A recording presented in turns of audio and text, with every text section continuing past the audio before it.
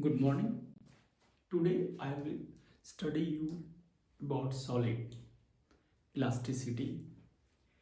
First, we know elastic body. What is elastic body? After removal or deforming force, the body regain their shape is called elastic body.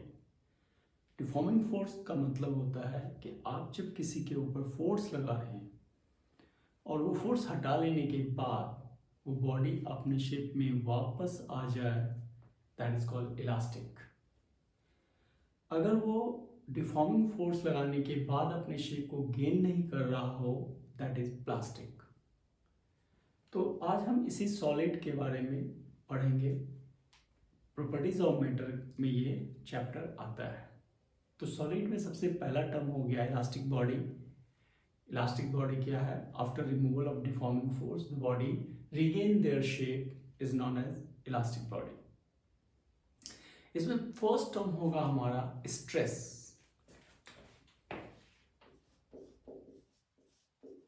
Stress equal to force by area. Force by area.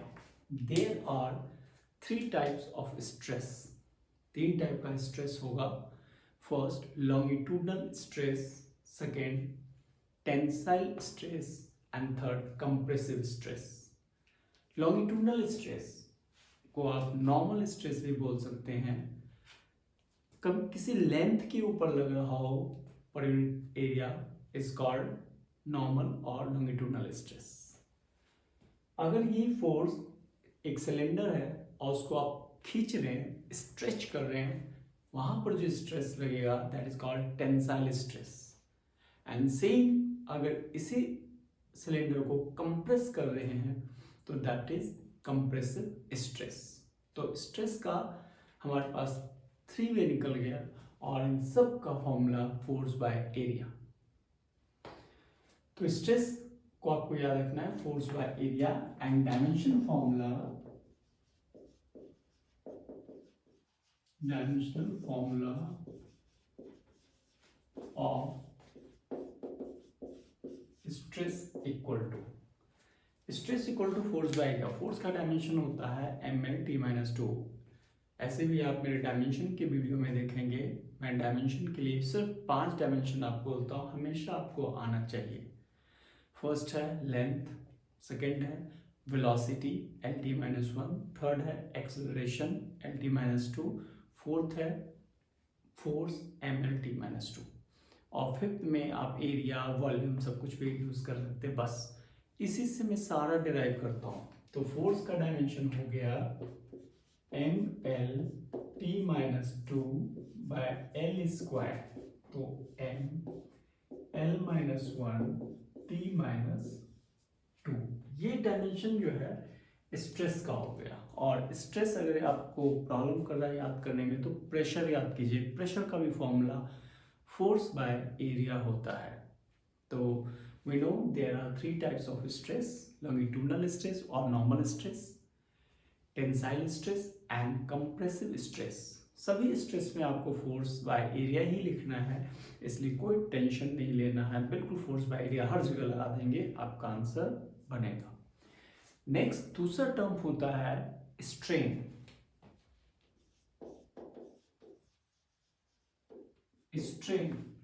Strain का मतलब होगा change in configuration by original configuration. Change in configuration by original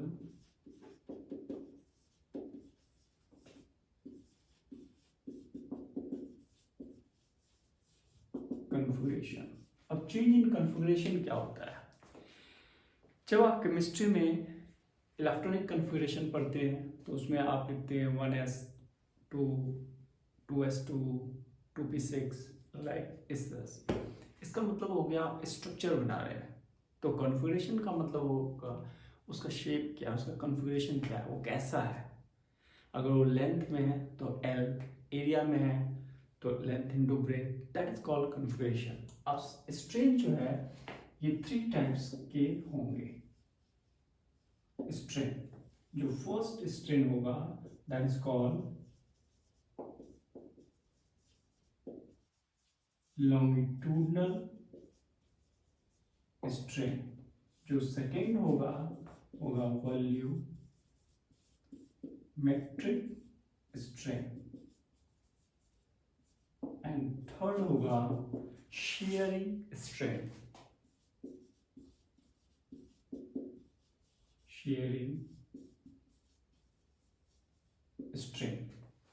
तो हमारे पास strain जो है वो भी 3 types के होंगे। फर्स्ट हो गया लॉन्गिट्यूडनल स्ट्रेन, सेकेंड हो गया वॉल्यूमेट्रिक स्ट्रेन एंड थर्ड हो गया शेयरिंग स्ट्रेन। लॉन्गिट्यूडनल स्ट्रेन को आप लिखेंगे normal stress by longitudinal strain को लिखेंगे डेल्टा एल बाय एल। मतलब कोई ये ऐसा लेंथ हो गया और इसका लेंथ हमने एल ले लिया। अब इसको थोड़ा सा एलोंगेट कर दिया, मैंने थोड़ा सा इसको एक्सपैंड खींच दिया, तो ये जो लेंथ है ये डेल्टा एल है। डेल्टा एल क्यों होगा, आप करेंगे फाइनल माइनस इनिशियल। यहाँ से यहाँ तक को आप अगर L1 कंसीडर करेंगे तो delta L equal to L1 minus L, that is delta. तो आप सबसे पहले ये लिखेंगे कि डेल्टा एल, तो shear longitudinal strain equal to delta L by L. ये हो गया हमारा longitudinal strain delta L by L, मतलब change in configuration that is delta L and original configuration is L. तो delta L by L is known as longitudinal strain। अब आ जाएंगे हम volumetric strain. कोई स्फीयर है और आप इसको कंप्रेस कर देंगे, मतलब इसका वॉल्यूम इतना बड़ा था, उसको कंप्रेस करेंगे तो यहाँ जो चेंज इन वॉल्यूम होगा दैट इज कॉल्ड dV। तो यहाँ चेंज इन वॉल्यूम हो गया dV। तो वॉल्यूमेट्रिक स्ट्रेन को आप बोलेंगे delta V by V, and इसको मैं माइनस यूज करूंगा क्योंकि यहाँ पर कंप्रेस हो रहा है। आपको हमेशा याद रखना है वैल्यू जो है वो नेगेटिव नहीं होता है, नेगेटिव शो करता है फिजिक्स में डायरेक्शन का, कि वो कंप्रेस हो रहा है, इलोंगेट हो रहा है, फॉरवर्ड जा रहा है, बैकवर्ड जा रहा है, ये सब माइनस होगा। तो यहाँ पर मैं रिप्रेजेंट कर रहा हूँ कंप्रेस हो रहा है, मतलब वो पहले से घट रहा है। शेयरिंग स्ट्रेन, अगर आप समझ लो शेयरिंग स्ट्रेन का मतलब हो गया कि कोई अपने शेप को उसी पोजीशन से रख के थोड़ा सा टिल्ट हो जाए। फॉर एग्जांपल कोई बुक है और आप अगर बुक को, मैं आपको एक बुक दिखाता हूँ, ये एक बुक है, आप इसको यूं टिल्ट कर देंगे तो ये पार्ट जो है ऐसे टेढ़ा हो रहा है, तो ये शेयरिंग स्ट्रेन बनाएगा, ये अपनी शेप पे ही रहेगा और ये शेयरिंग स्ट्रेन बनेगा। तो शेयरिंग स्ट्रेन क्या हुआ, इस पार्ट को मैंने टिल्ट कर दिया, this angle is theta L and this will be delta L. तो शेयरिंग स्ट्रेन को आप टेन थीटा यूज कर सकते हैं, tan theta equal to delta L by L. ये हो गया मेरा शेयरिंग स्ट्रेन। तो सबसे पहले हमने स्ट्रेस को पढ़ा, स्ट्रेस को हमने बोला फोर्स बाय एरिया, और चाहे वो कोई भी स्ट्रेन हो, 3 टाइप का, नॉर्मल स्ट्रेस हो, टेंसाइल स्ट्रेस हो, कंप्रेसिव स्ट्रेस हो, सब में आपको लिखना है force by area. Then strain change in configuration by original configuration. Longitudinal के लिए लेंथ होगा delta L by L, volumetric के लिए वॉल्यूम होगा delta V by V, negative use करेंगे, and shearing strain tan theta use करेंगे delta L by L. ये हमारा शेयरिंग स्ट्रेन हो गया। इसके बाद मैं आऊंगा हुक्स लॉ पर। एक और टॉपिक आएगा हुक्स लॉ, जहां से मैं इलास्टिसिटी शुरू होगा हमारा। इलास्टिसिटी में हमें क्या क्या पढ़ना है। सबसे फर्स्ट टर्म आप लिखेंगे within Hooke's law, within elastic limit stress is directly proportional to strain. हम हुक्स लॉ में सबसे पहले पढ़ेंगे within elastic limit stress is directly proportional to strain.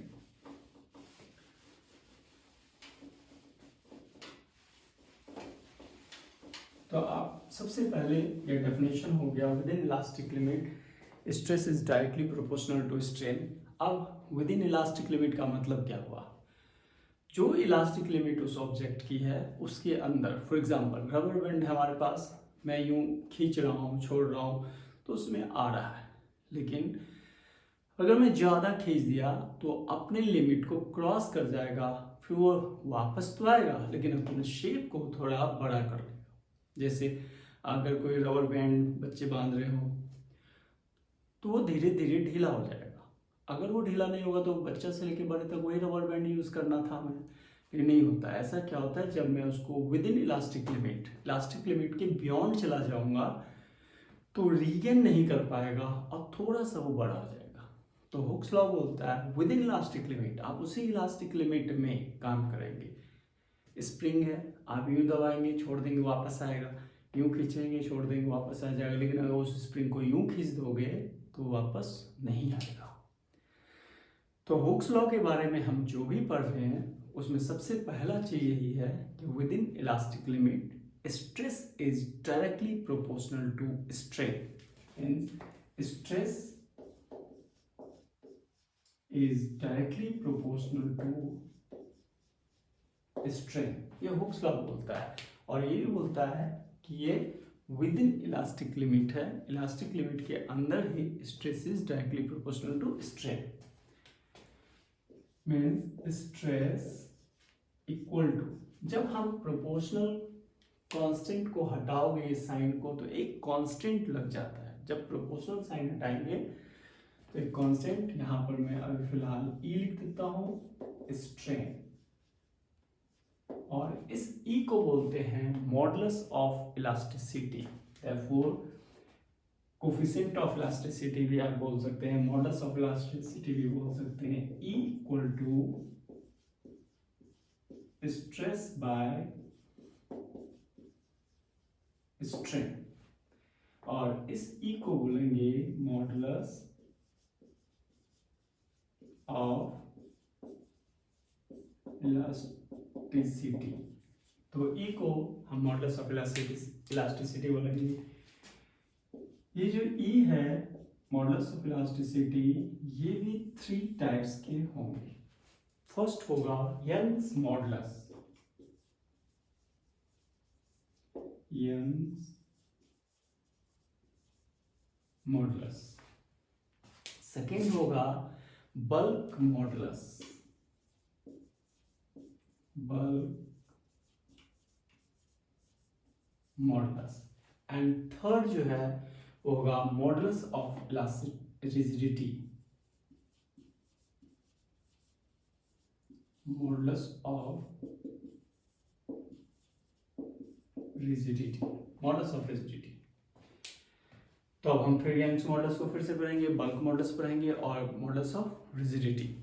तो यंग्स मॉडुलस को लिखेंगे आप normal stress, normal stress by longitudinal strain, longitudinal strain. फिर आपको पता है कि नॉर्मल स्ट्रेस होता है फोर्स बाय एरिया और डेल्टा एल बाय एल। तो we can write force by area L delta L, ये हमारा यंग्स मॉडुलस का फॉर्मूला बन गया। न्यूमेरिकल में काम आएगा। फोर्स की जगह आप टेंशन भी ले सकते हैं, mg भी होगा, कुछ जो भी हमारे प्रॉब्लम के अकॉर्डिंग होगा, जो हम नेक्स्ट वीडियो में न्यूमेरिकल बनाएंगे सॉलिड का। इसके बाद मुझे पढ़ना है bulk modulus, bulk modulus. Bulk modulus में आप बोलेंगे compressive stress bye volumetric strain. तो आप नॉर्मल लिखेंगे compressive stress bye volumetric strain. तो बल्क मॉडुलस को बी और के आप कुछ भी यूज कर सकते हैं। ज्यादातर लोग शुरुआत में सॉलिड में के यूज करेंगे, लेकिन जब आप साउंड वेव पढ़ेंगे तो वहां भी बल्क मॉडुलस यूज होगा, तो वहां मैं बी यूज करूंगा कि के वहां एक और कांस्टेंट आ जाएगा। थर्मोडायनामिक्स में भी एक के कांस्टेंट आ जाता है, इसलिए वहां पर बल्क मॉडुलस को बी यूज करेंगे। तो bulk modulus equal to force by area minus delta V by V. तो we can write force by area delta V और ऐसा माइनस। तो मैं B equal to bulk modulus जो है कंप्रेस हो रहा है, इट मीन्स वहां लिक्विड होगा, गैस होगा, कोई फ्लूइड होगा, तो प्रेशर यूज करेंगे। तो फोर्स बाय एरिया को, इस फोर्स बाय एरिया को आप प्रेशर लिखेंगे V बाय डेल्टा V। ये हमारा बल्क मॉडुलस हो गया। लास्ट मेरा बनेगा modulus of rigidity. Modulus of rigidity जो है उसमें वॉल्यूमेट्रिक और ये मॉडुलस ऑफ रिजिडिटी लगेगा, शेयरिंग स्ट्रेन लगेगा उसमें। तो मॉडुलस ऑफ रिजिडिटी जो है उसको मैं ईटा से रिप्रेजेंट करूंगा। Eta equal to compressive stress by shearing strain. आप लिख लेंगे compressive stress by shearing strain. Stress को आप बोलेंगे F by A by tan theta। Angle is very small, we can write theta, and theta equal to delta L by L।